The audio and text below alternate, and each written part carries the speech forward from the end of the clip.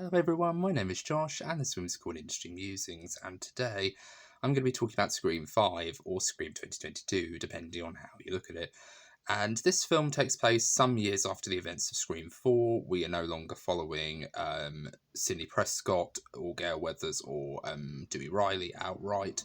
This time we're focusing on a new cast of characters, and this time we're focusing on the character of Sam Carpenter, who, when we first meet her, she's outside the bowling alley where she works, and she's basically, she, is taking a smoke break, and then she lifts out from her pocket a capsule of pills, and her boyfriend comes up to her, and he goes, "Hi, what you doing?"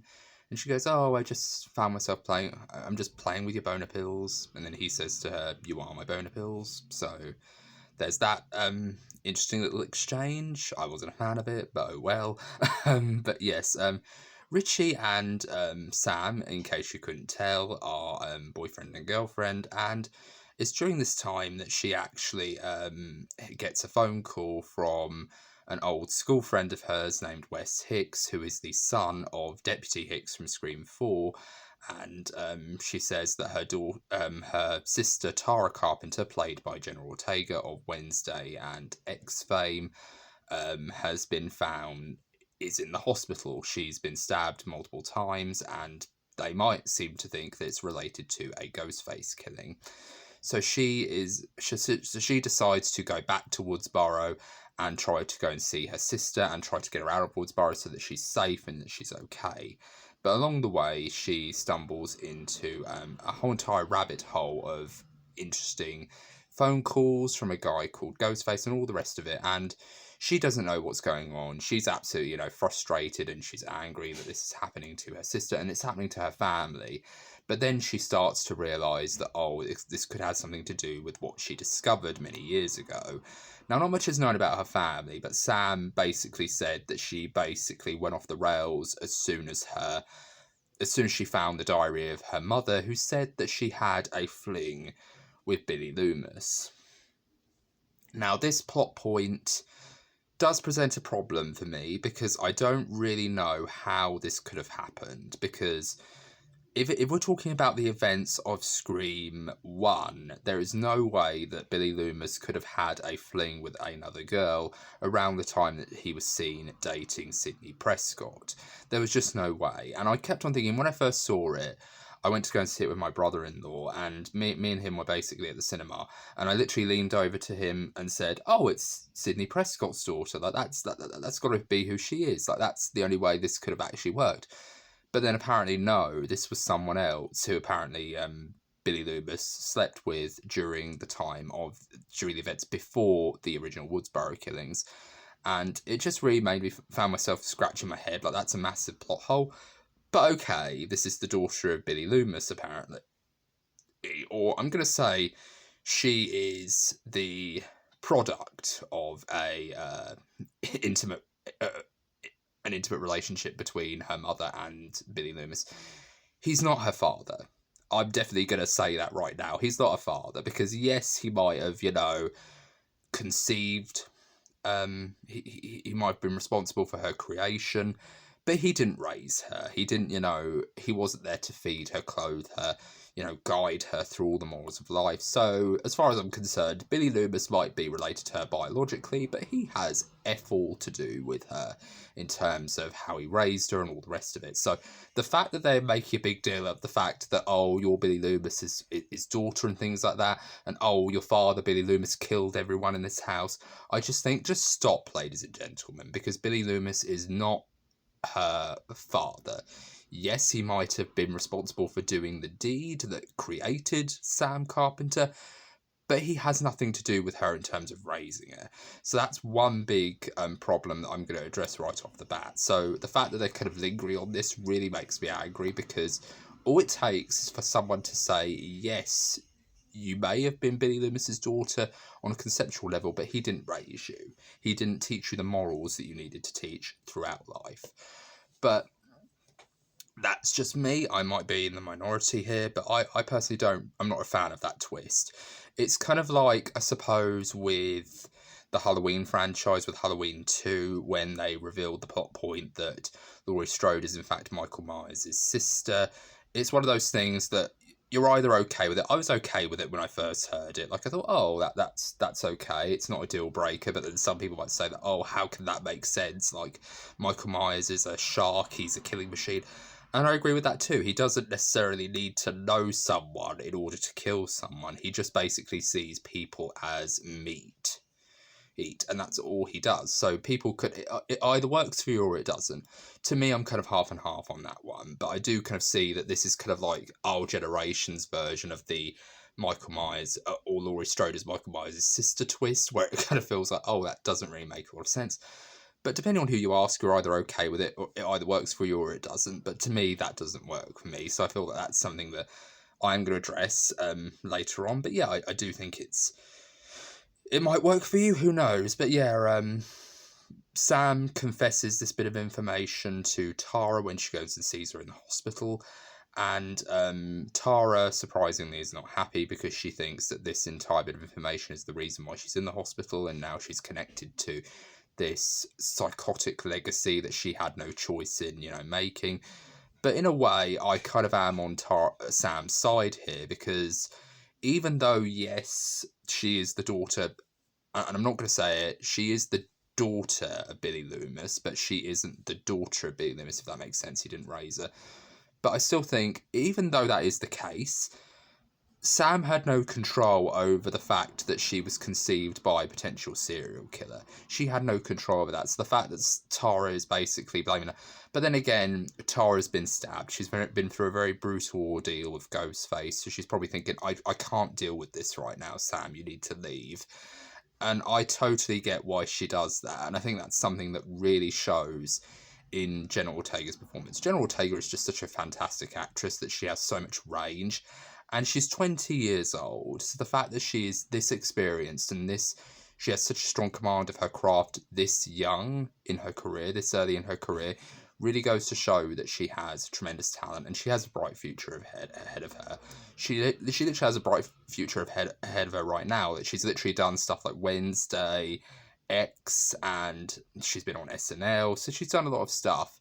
And I wish her all the best with her career, because she's done an absolutely incredible job in this film and any other performance that she's in. She's a fantastic actress. Good luck to her. But yeah, this entire exchange basically happens. Tara says to her, just get the F out of here. I don't want to see you anymore.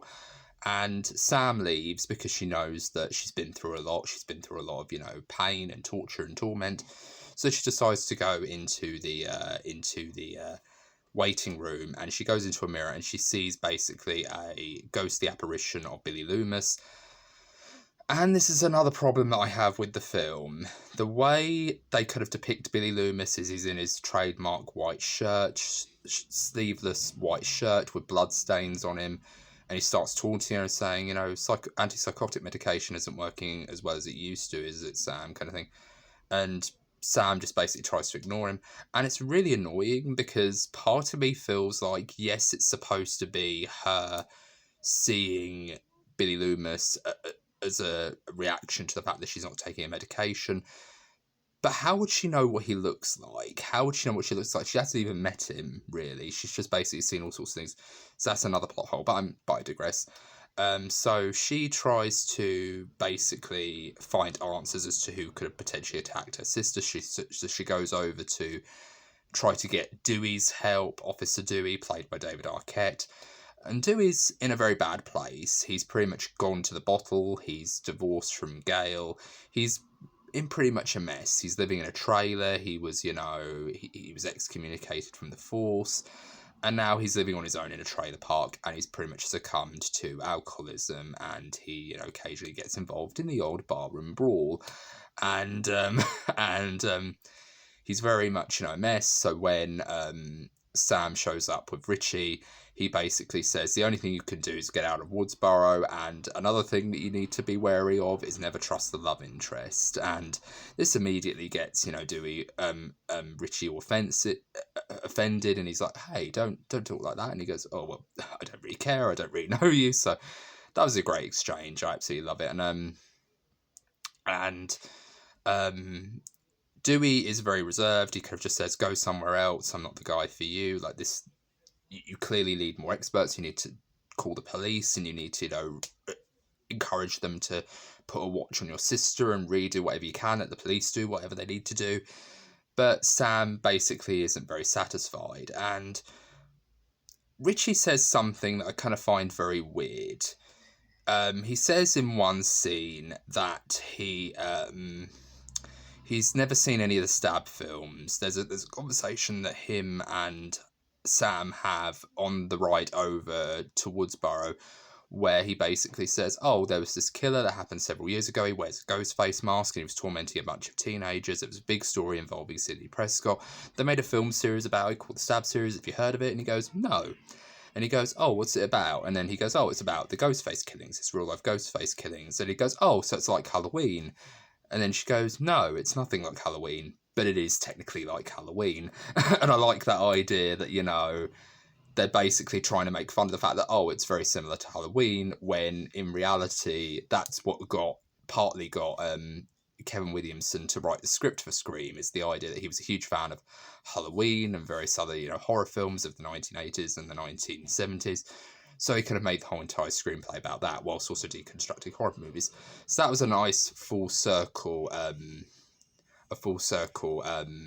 arc there for the entire series. So I like the fact that they included that in the script for this film. So that was good. Well done, Scream 2022. But yeah, I really do love that scene. And Richie says something that really does give the game away a little bit and made me think, oh, that's a bit of a weird comment to make. And he goes, damn, Dewey's a lot more nicer in the movies. And I thought, well, how would you know that, Richie? Because you said you hadn't seen any of the films and you'd only watched one film in the series, and it wasn't even the full film. You'd only watched the beginning of the first Stab film when we first got to this point in the film. So how would you know about the other films if you'd only seen the first one? So that immediately got me to think, well, you're a suspect immediately. But yeah, it's a shame that Sam didn't pick up on it, because Sam probably wasn't, thinking about that at the time. She was probably thinking about her sister and what kind of, torment she's going through and all those other things.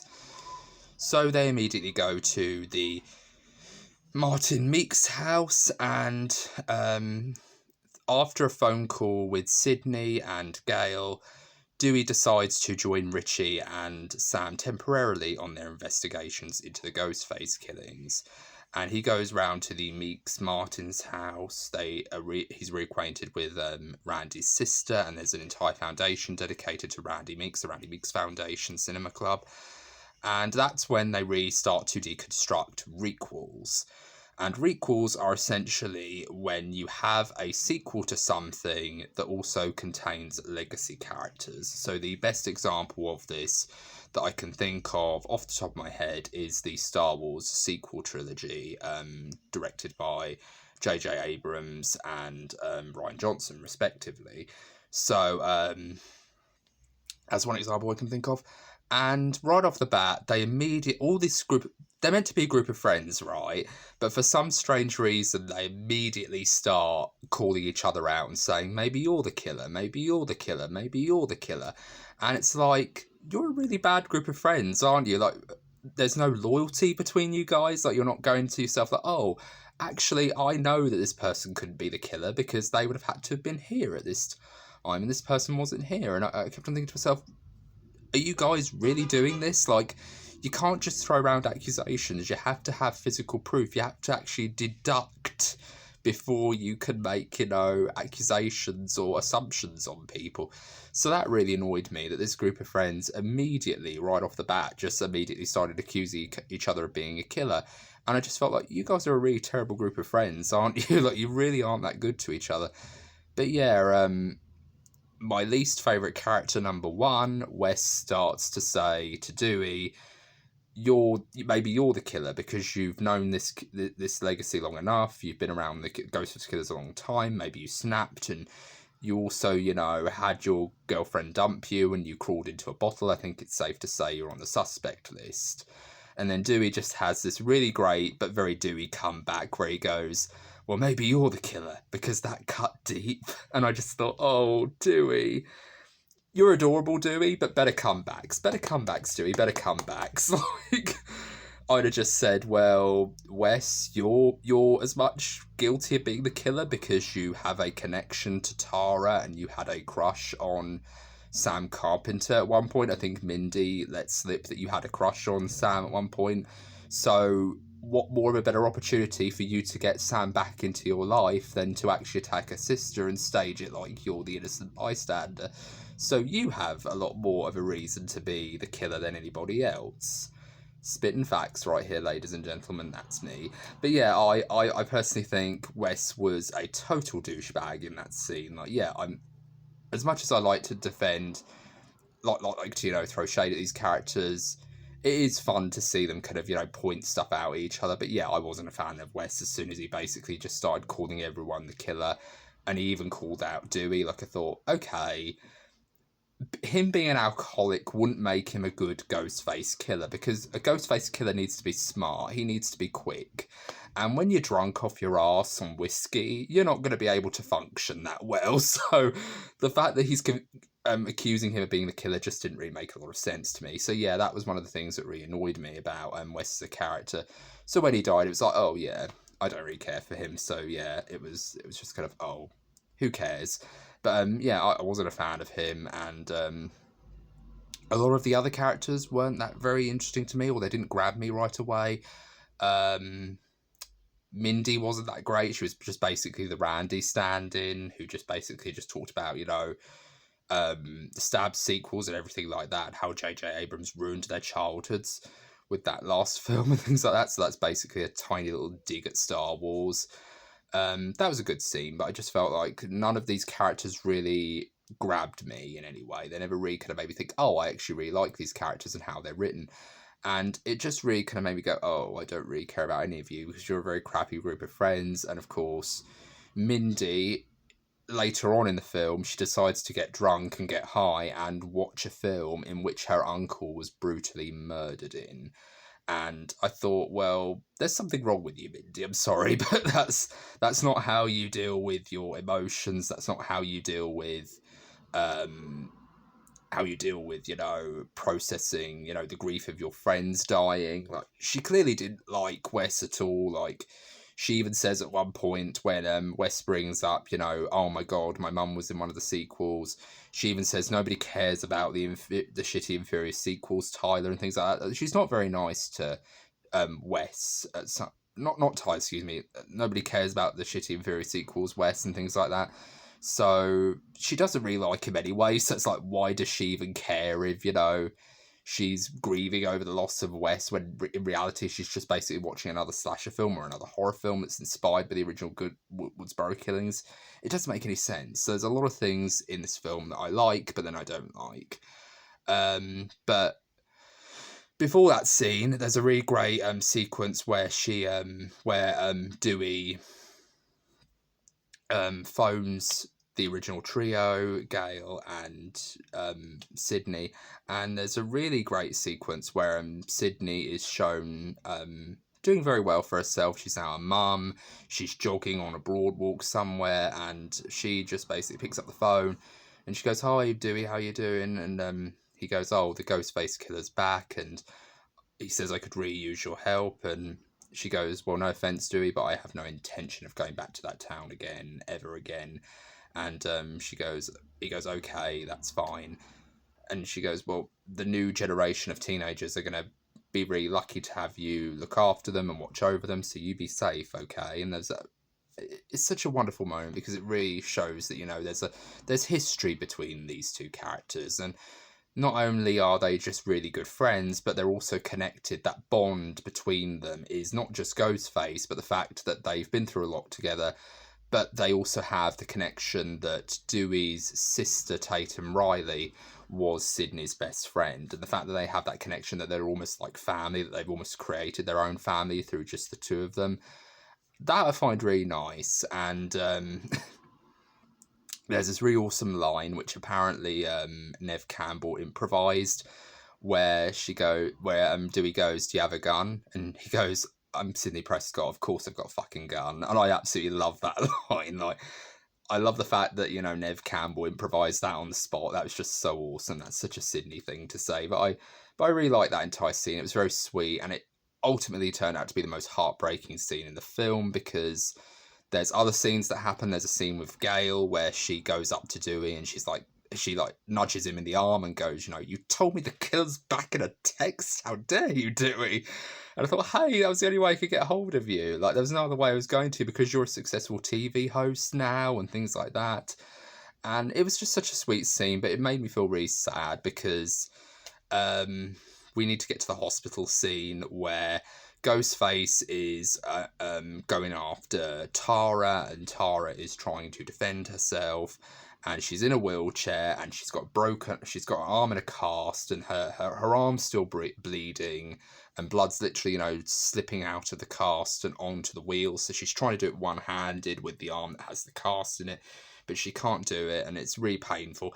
And that entire scene was really horrible to watch. Like seeing, you know, Ghostface just go closer and closer and closer to her, and he's talking to Sam through the phone, but then he's also, you know, chasing after Tara, and he's killed some of the cops that are on duty trying to supervise, you know, the watch over Tara. And that was a really, you know, hard scene to watch. And I absolutely, you know, cheered when Dewey came in and he just shot Ghostface, and he, you know, just fell backwards over a display case, and it all came apart with shattered glass. It was such a great scene. And they decide, both Richie and Tara and Sam decide to go back to the elevator, and Dewey supervises them. But then he goes, wait, you have to shoot them in the head. And he goes, that's what you always have to do. That's how it always happens before they come back. And then Sam just goes, who gives a fuck? And then he just goes, I do. And then the doors close, and this scene had me, oh, Dewey. Spoiler alert, by the way, for people who haven't seen this film, but the scene where Dewey dies, oh, this was such a heartbreaking moment, because Dewey is, he's lovable. I cannot say, I can't say anything bad about Dewey, because Dewey, David Arquette, bless his heart, he really does put his lot into this character. He really makes him charming. He really makes him kind of like this lovable doofusy type character. And that's what I really love about him. I love the fact that he isn't perfect. He isn't like this very, you know, knight in shining armor type character. But he's the geeky guy who usually wouldn't get the girl in these kind of films. But he does. He gets, you know, Courtney Cox, and then David Arquette ends up marrying her. And there's this very sweet thing, which I have to share. During the making of the original Scream film, there was a moment in the script where he was described with Kevin Williamson, Dewey Riley, as being very butch, very big, very muscular, goes to the gym a lot. He's very, you know, he's very much, you know, very stereotypical action hero type character. But then when David Arquette was cast as one of the teenagers, he basically said, can I play Dewey Riley? And he goes, Wes Craven goes, oh, why would you want to do that? And he goes, oh, well, there's lots of different reasons why. And then he goes, personally, because he wanted to kiss Courtney Cox. And I thought, oh, that was very sweet. And then, of course, it later transpired that they ended up marrying. And I just really find that story so lovely. And then, of course, the fact that Wes Craven actually championed their relationship and actually rooted for them the entire time. That was an incredible moment. And there was a lot more scenes with them together. And I just love it. I love the will they, won't they relationship between, you know, Gail and Dewey in those earlier films. And it's really heartbreaking to watch him, you know, die. And there was a moment when he's originally, you know, trying to throw off Ghostface, where he just shouts through gritted teeth, not today, and then he just pushes him away through that display case before shooting at him. And then when he goes up to the unconscious body of Ghostface, and then he basically has his gun ready to aim and fire, but then his bloody phone goes off, and he looks down, and then Ghostface just pops up and then just stabs him in the stomach, and then he stabs him in the back. And then Ghostface twists the knife, and then he just keeps, you know, digging it in, and he just goes, yes, today, and I just really found myself. I had my hand over my mouth, like I literally had I had this look on my face, like, oh no, no, no, no, when I was watching it in cinema, and I nearly was in tears. Like, that was just such a sad scene to watch. But then a lot of people might have said, finally, but I literally found myself going, no, I didn't want Dewey to die. Because Dewey was such a lovable character anyway. Like, he did no harm to anyone. He was not really a malicious character. He wasn't like Gale, who literally,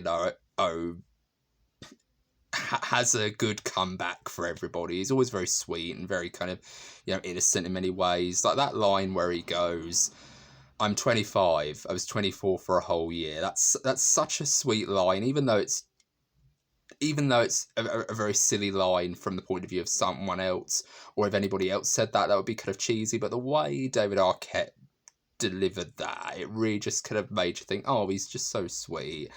And it was just really sad to see him go, so I was very upset. But then that's when, the blinkers are on, and it's like, okay, let's get this son of a bitch. Because that's what I was like. Like, I was like, yeah, Sam, Tara, Richie, Sydney, Gale, get this son of a bitch, please. Because honestly, he needs to go. Like, Ghostface needs to be taught a lesson. Like, honestly, you don't mess with Dewey. Like...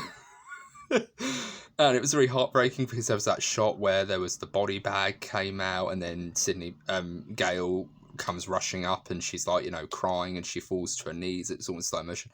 That was horrible. That entire scene was really heartbreaking to watch. So well done on the part of Courtney Cox for really kind of making that scene even more relatable. And it's even more sadder because they did go through a divorce in real life, and they're still friends, and they still support each other in raising their daughter. So that was a heartbreaking scene to watch. And the fact that, those scenes between them earlier was so authentic to how their relationship, their real life relationship was, and how, the relationship with their characters, transpired. It was such a good moment, and it really shows that the team took care to really kind of, make sure that they portrayed the original characters well. Yes, there were a couple of things that were left to be desired, but I felt like they did a good job overall. But yeah, it was very sad, and of course seeing Sydney hearing about it, and her going up to Gail and saying, "I'm so sorry, Gail, for what happened to Dewey." And she probably felt sad as well, because her last conversation was to Dewey, you just be safe. Like, you be safe, and you look after those teenagers, and you take care of them, and things like that. Like, she really did care, and it really, it made me think to myself, like, she must have cried all the way over to Woodsboro. Like, she must have really kind of had long moments where she was like, fuck Ghostface, fuck everything to do with Ghostface, kind of thing.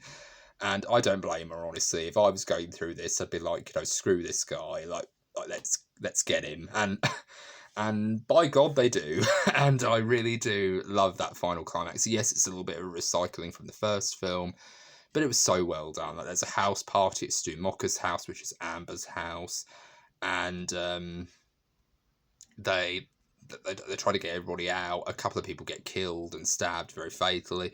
Chad does, most notably. There's a scene where Mindy is watching Stab, and she's basically doing the Randy mixing, which is like, behind you, look behind you. And then it has a moment where she's like, wait, this is very familiar. And then she turns around and she sees Ghostface.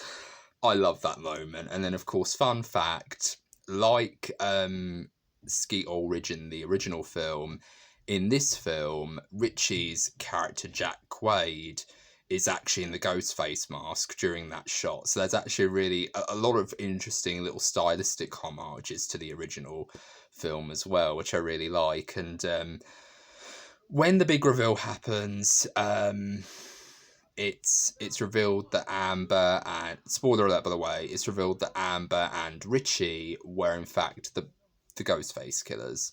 And it's revealed in such an awesome way as well, like the fact that one of the other friends, whose name I can't think of, I think her name's, I can't remember what her name was, but she's sort of got purplish hair, long purplish hair.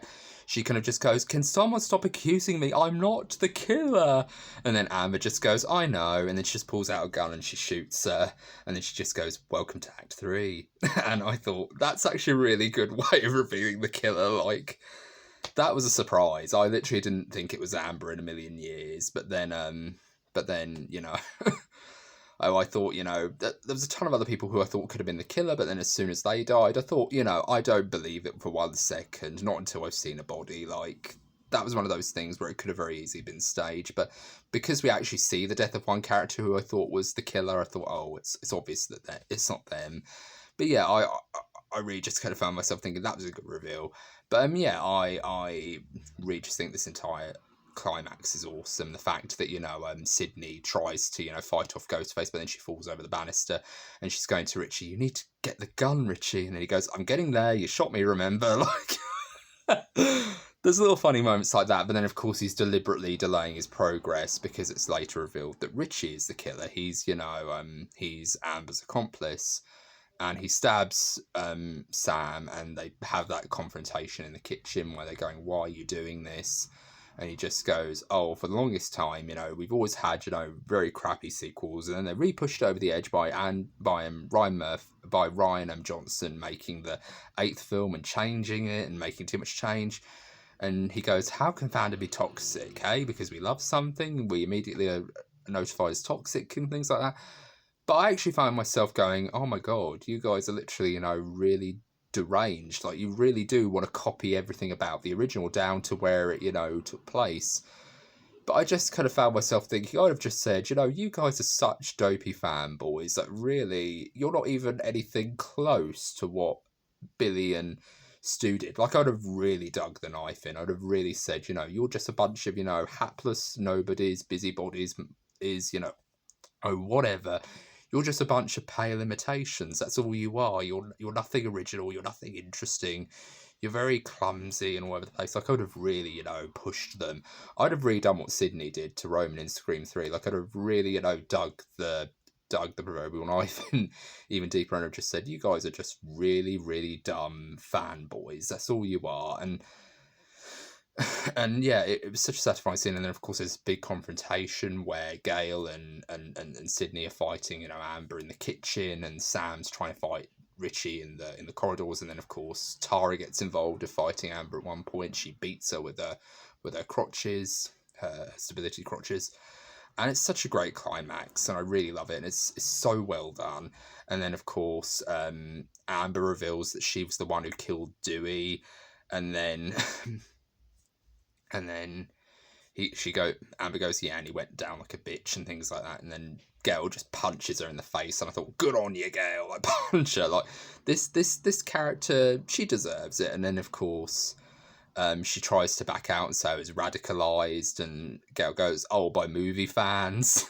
And he goes, yeah, so it's actually, you know, groomed and everything like that. And she goes, yeah, likely story. And then there's this great scene where Gail shoots her.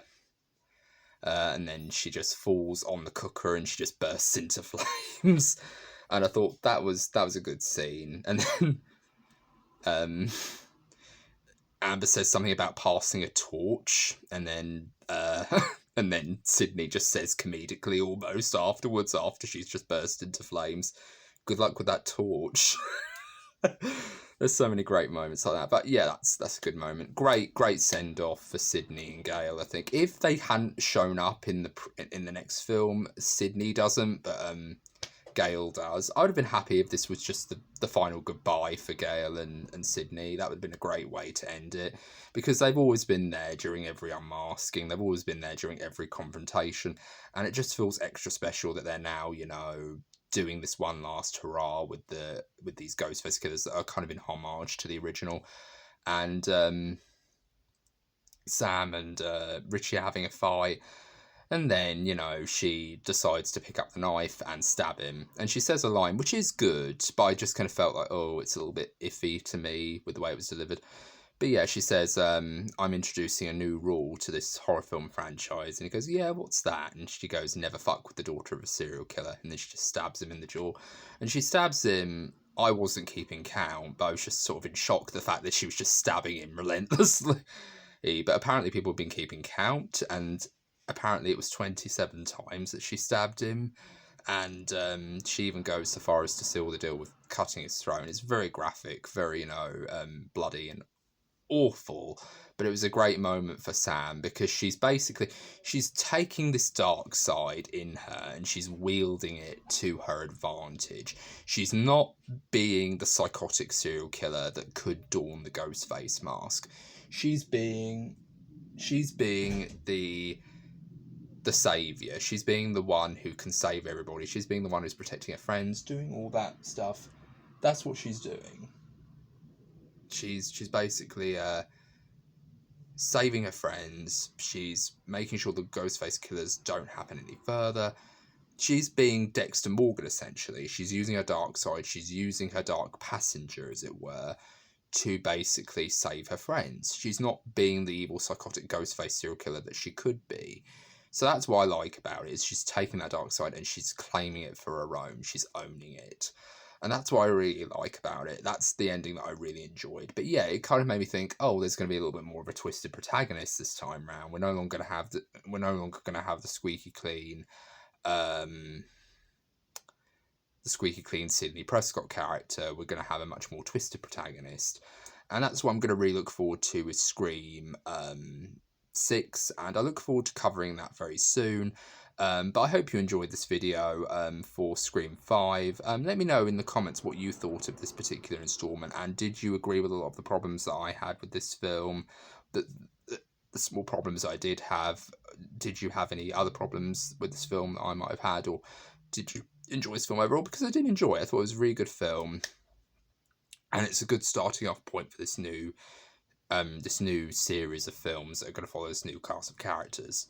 So yeah, I hope you enjoyed this film, and this has been Josh of Whimsical and Interesting Musings. I hope you're all having a very good day, and take care. Bye-bye for now.